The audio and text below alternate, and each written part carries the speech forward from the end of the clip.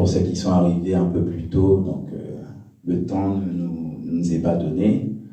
Donc pour commencer, je vais d'abord vous remercier d'avoir répondu à cette invitation et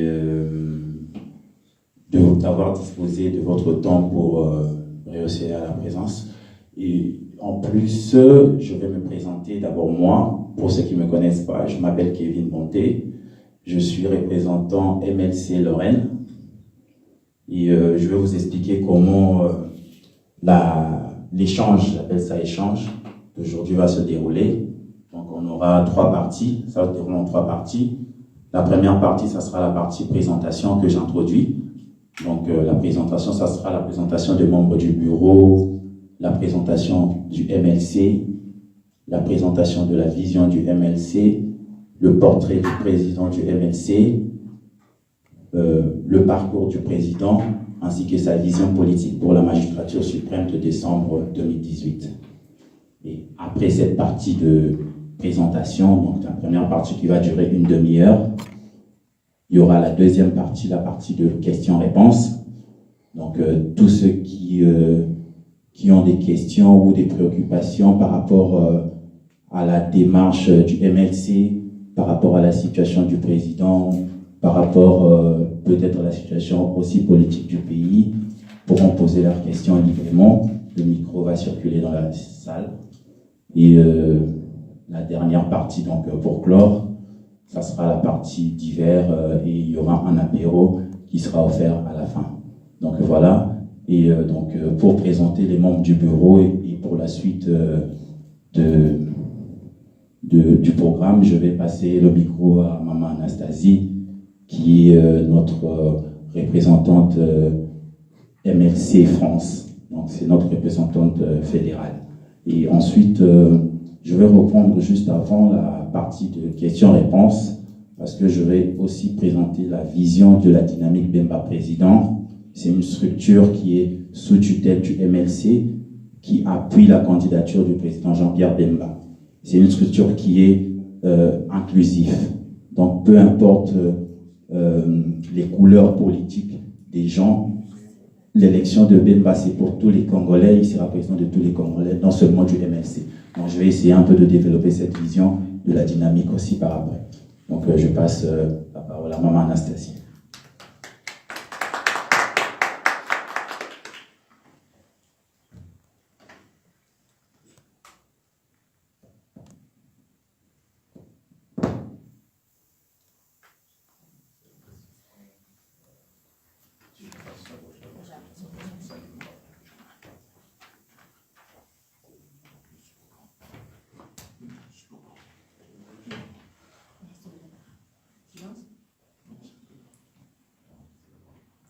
MLC Oye. Oui. MLC Oye. Oui. Avec Dieu. Nous vaincrons. Avec Dieu. Nous vaincrons. Mesdames, Mesdemoiselles, Messieurs, chers compatriotes, distingués camarades, vraiment nous sommes dans la joie, nous sommes très contents de l'initiative que vous avez vraiment un peu prise pour nous faire venir ici, afin que nous puissions nous entretenir sur la situation politique de notre pays. Tout en étant ici, nos cœurs sont toujours en République démocratique du Congo et vous avez voulu que nous puissions vraiment connaître ce qui se passe au juste et afin que nous puissions répondre à vos questions. Nous vous remercions pour cet accueil vraiment dans ce cadre magnifique ici à Nancy. C'est une opportunité qui nous fait découvrir Nancy pour voir réellement que vous attachez une grande importance au pays et que le pays ne peut pas vous oublier. Ne l'oubliez jamais. En fait, comme le programme se présente, moi je suis Anastasie Mutoka et je suis la représentante du mouvement de libération du Congo en France. Alors, à ma gauche, voilà, vous voyez à ma droite, à ma gauche, nous avons M. Jean-Marie Mboyo qui est le premier vice-président du MNC France. Alors, à ma droite, nous avons Bernard Coulet qui est le deuxième voilà. Oui, deuxième vice-président alors, du MNC France. Troisième, c'est une femme qui n'est pas avec nous ici, voilà. Voilà, mais elle est toujours, voilà. Le troisième vice-président, non, quatrième n'est pas là, c'est Auguste Kumba, mais Kumba n'est pas là, n'est pas avec nous, il est empêché, voilà, pour des raisons familiales, il n'a pas pu effectuer ce voyage avec nous. Alors, nous avons le secrétaire au coin, le secrétaire fédéral, il s'appelle Richard Muntadi. Il est avec nous, c'est lui le cerveau de notre comité, dans notre bureau. Et puis, de l'autre côté, vous voyez une personne, peut-être que vous connaissez, parce que c'est lui qui assure la liaison entre les provinces et nous. Il est chargé d'installation du parti dans les provinces. Il s'appelle Guy Mokalai. Alors, nous sommes là, nous sommes venus juste nous entretenir avec vous. Nous sommes à l'aise, nous vous demandons aussi d'être à l'aise et de nous poser toutes les questions que vous voulez. En suivant le programme, vous nous avez demandé de parler du mouvement de libération du Congo, de parler du portrait de Jean-Pierre Bemba, celui qui dirige ce mouvement, et de sa vision. Nous allons nous repartir les tâches. Mais on parlera, je crois, peut-être dans les questions d'une problématique que vous vous posez de la jeunesse de la diaspora face à l'alternative en République démocratique du Congo et le développement socio-économique. Nous en parlerons, mais ce sera alors dans les questions. Nous allons maintenant parler, présenter le mouvement de libération du Congo. C'est déjà fait, vous prendrez, je crois, pour vous en souvenir, un dépliant que nous avons fait pour vous. Alors, le mouvement de libération du Congo, l'idéologie, c'est le libéralisme et le nationalisme. Nous avons le mouvement de libération du Congo prône le respect des principes démocratiques, l'établissement d'un état de droit, la justice pour tous, la solidarité et le travail. Nous avons des spécificités, mais pour MNC France, bon, je vous épargne cela. Ces objectifs sont les suivants. Sensibiliser et conscientiser les Congolais à soutenir famille et connaissances restées au Congo. Éveiller la conscience nationale des Congolais et les motiver à prendre leur destin en main. Combattre la corruption, l'immoralité sous toutes ses formes, combattre toutes les antivaleurs sur le territoire national. Développer la coopération des échanges nord-sud à travers des rencontres. Encourager l'intégration dans la vie de chaque pays d'accueil. L'autre objectif, c'est revaloriser et encourager la formation des jeunes et des femmes pour lutter contre le chômage et la pauvreté. Nous avons la fédération, nous faisons partie de la fédération extérieure. Donc, la fédération extérieure, pour le moment, elle est présente, elle a installé ses bureaux dans 23 pays, dont la France. Nous faisons partie de ça. Et la fédération extérieure est dirigée par un secrétaire national, coordinateur des représentations du parti dans 5 continents, partant de Bruxelles. Il est secondé par un secrétaire national adjoint et coordinateur qui reste en Allemagne.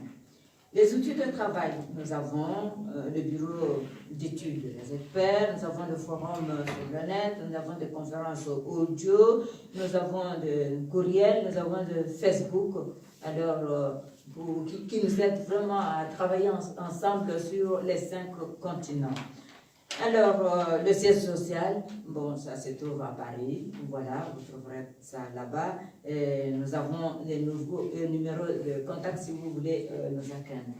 Donc, ceci dit, je vais passer la parole à Bernard, qui va maintenant vous parler, je crois, du portrait.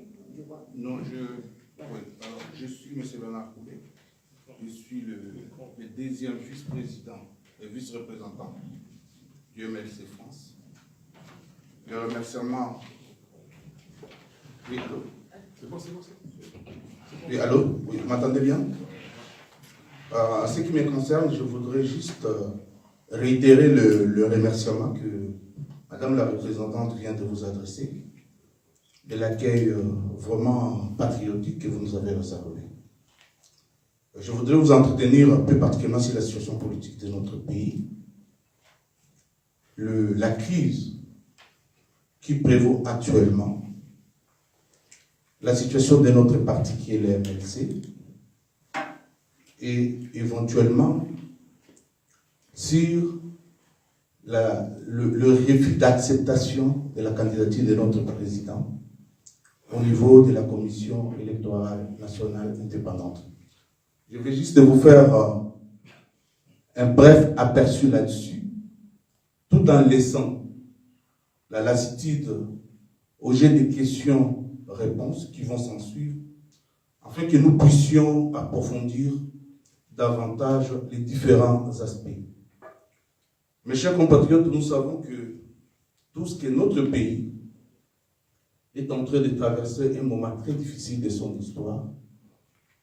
Cela a commencé depuis l'entrée de l'AFDEL en 1997. La constitution qui a été mise en place en 2006, évidemment, avait suscité beaucoup d'espoir pour l'avenir politique de notre pays, qui, hélas, malheureusement, s'est arrêté à la suite de la volonté d'une seule personne, c'est-à-dire après l'exercice de 2 mandats consécutifs, tel que prévu par la Constitution. Le pouvoir en place a décidé, pour des raisons qui lui sont propres, de ne pas organiser les élections pouvant nous conduire à une vraie alternance politique dans notre pays. Cette situation nous a mis, bien évidemment, dans une situation d'extra-constitutionnalité. Parce que la Constitution prévoit que les mandats des chefs de l'État, il exerce un mandat renouvelable une seule fois. En 2016, des élections devaient être organisées et un nouveau pouvoir devait être mis en place. Cela n'a pas été fait. Alors, pour pallier à ces manquements, je pense que nous sommes tous observateurs et nous suivons de près l'évolution politique de notre pays. Grâce à l'appui des évêques, un accord avait été trouvé. Dans cet accord, il était prévu que le pouvoir en place, profitant de l'insusse, normalement, constitutionnelle qui voudrait que le pouvoir en place devait rester. Une disposition qui a été mal exploitée devrait rester en place jusqu'à l'organisation et jusqu'à l'élection d'un nouveau président élu. Ils ont profité de cette disposition pour se pérenniser au pouvoir et afin de ne pas organiser des élections telles qu'exigées. Ça, pour essayer de contenter tout le monde, dans le cadre de l'accord de Saint-Sylvestre, il était prévu que le pouvoir en place devrait rester. Nous avons accepté cette évidence.